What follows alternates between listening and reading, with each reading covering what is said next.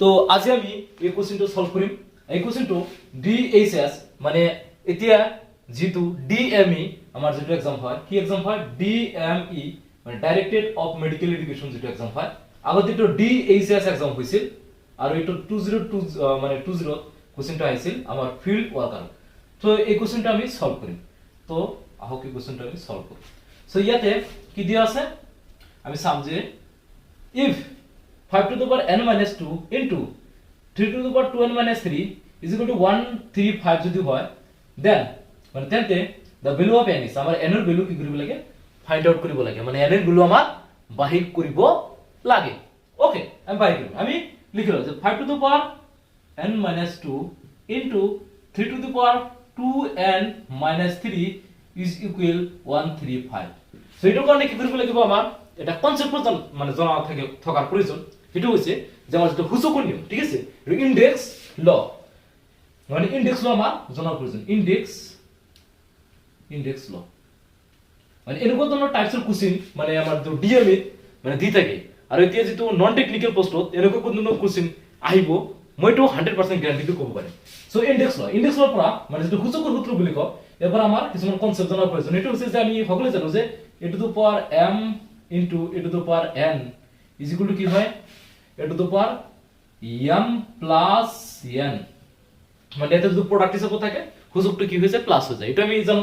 তারপর জানো a to the power m divided by a to the power n is equal to a to the power m minus n মানে যদি divide হিসাবে থাকে তাহলে সূচকটা কি হয়ে যায় মাইনাস হয়ে যায়। এবিলাক আমি জানো। আরেকটা আমি ফর্মুলা জানো a to the power 0 is equal to 1 হয়। Okay a to the power 0 is equal to 1 হয়। তো এবিলাক আমরা জানিব লাগিব নিয়ম। তার পিছতে এনেকুৱা জানো যে a b to the power যদি n থাকে তাহলে এটি কি হয়ে যায় a to the power n into b to the power n এনেকুৱা হয়ে যায়।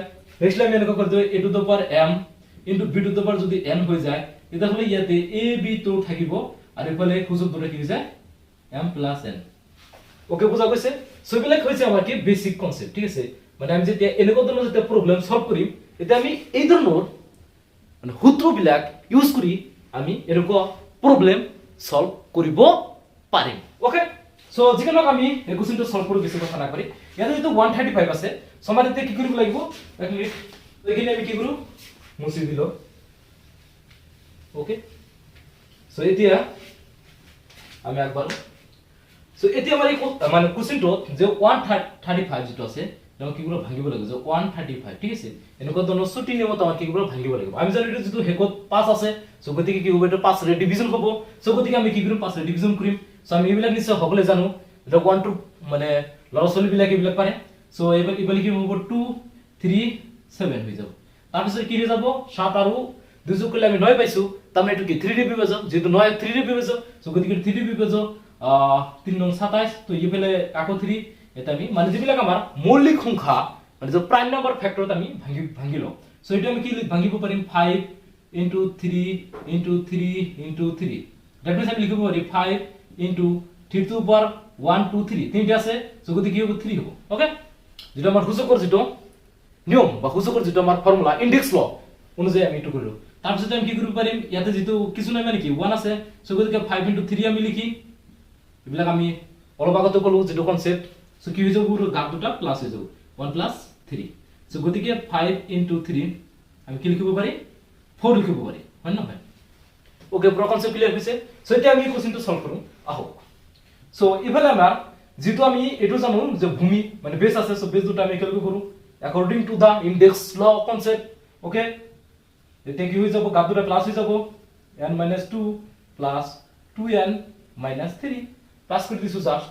ওকে যত কোনো প্রবলেম আছে নট প্রবলেম। ওকে সো এটো আমি কি লিখিব পারো 5 into 3 to the power 4 5 into 3 to the power কি লিখিব পারে 4 লিখিব পারে। Okay not problem. সো এটা আমি কি করিম যে সাব যে এটা কি আছে সেম আছে এটা বেস টু সেম আছে।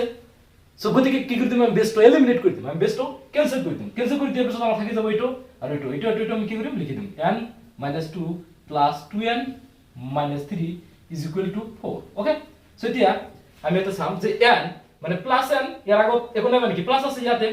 সো প্লাস n আৰু প্লাস 2n, ঠিক আছে, কিমান হৈ যাব প্লাস 3n মানে আমি তো প্লাস নিলিখিলো হ'ব আমি ডাইরেক্টলি 3n লিখিব পারি। আমি ইয়াতে প্লাস অটোমেটিক থকা বুজাব ঠিক আছে এইবিলাক আমি নিশ্চয় জানো সো 3n এতে কি হৈ যাব 2 মাইনাস আৰু -3 সো গতে কি হ'ব -5 ওকে ইজ ইকুয়াল টু কি হ'ব 4 সো গতে এতিয়া 3n সো ইফালে কি আছে আমাৰ মাইনাস আছে আমাৰ এতিয়া ইকুয়াল টু ইফালে যাব কি হৈ যাব প্লাস হৈ যাব simple mathematics so 4 + 5 is equal to কিমান হয় 9 ওকে সো এতিয়া চাওক যে 3n ইজ ইকুয়াল টু 9 আছে so n is equal to কি হ'ব ইফালে কি আছে মাল্টিপ্লিকেশন আছে ইফালে কি হ'ব ডিভিজন হ'ব মানে ইফালে পূৰণ আছে ইফালে কি হ'ব হৰণ হ'ব that is 9 divided by 3 is equal to 3 okay যেটা আমি ডিভিজন করে কি পাবো 3 পাবো অতএব আমি n এর ভ্যালু পাবো অতএব n is equal to কি পাবো 3 পাবো সো গতিকে আমার এটা অপশন নহব এটা অপশন নহব আমার এটা 4 আছে এটা অপশন নহব সো গতিকে আমার অপশনটা কোন হয়ে যাবে এটা হয়ে যাবে okay option c is correct so আমি যেহেতু মানে এটা প্লেলিস্ট যেটা আমার আছে ইউটিউবে যেটা আমি প্লেলিস্ট সেট করছি এটা হচ্ছে আমার কি নাম্বার সিস্টেম প্লেলিস্ট কি নাম্বার সিস্টেম মানে যেটা সংখ্যা প্রণালী নাম্বার সিস্টেম আমি অসমীয়া যাক কি বুলি কও সংখ্যা প্ৰণালী বুলি কও সংখ্যা প্ৰণালী